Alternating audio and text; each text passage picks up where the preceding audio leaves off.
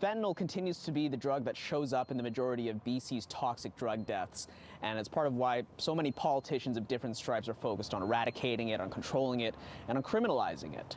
Drug deaths in 2024 went down by 13%, according to the BC Coroner Service. It's a trend that is reflected across Canada, and some of the technicians at this illicit drug testing site in Vancouver suggest that a heightened awareness of drug checking services, of harm reduction services, has contributed to that drop in deaths, as they saw their free drug checking service become much busier last year.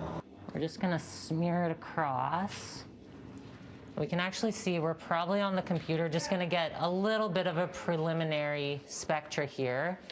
Ellie is testing a client's substance on something called an FTIR spectrometer, which is firing infrared light through this sample. She says each substance emits its own pattern when the light goes through it, and when compared against other patterns, techs can better determine the amount of fentanyl or other substances that could be inside.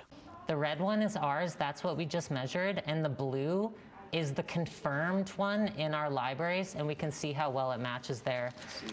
That's really cool. Yeah, and not every sample is that simple. Like, there are samples that have multiple substances in them. This is far more accurate and revealing than these fentanyl test strips, which are often found at overdose prevention sites. Everything appears to be 4-CMC, which again is different than what the client thought it was. We've analyzed over 80,000 samples when we started, helping drug users make more informed decisions, and that's one of the ways that you reduce drug poisonings and overdose deaths. Dana Larson, who owns the testing site, says his team analyzed over 20,000 samples last year, a record in its 5 years of operation.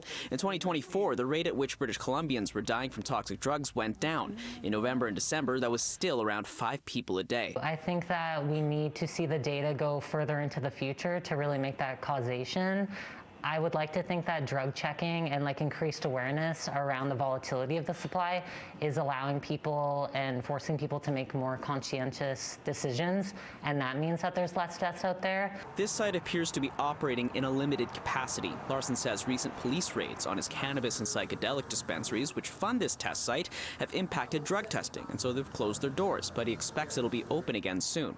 Despite multiple raids over the years, Larson doesn't appear to have faced any criminal charges and has been able to press on with his businesses and this test site. The province has been setting their own drug checking priority very low, and the police are setting us as a priority very high. That seems to be a misguided set of priorities right now, considering the emergency, considering the realities of the situation on the ground. In Vancouver, Kier Junos, City News.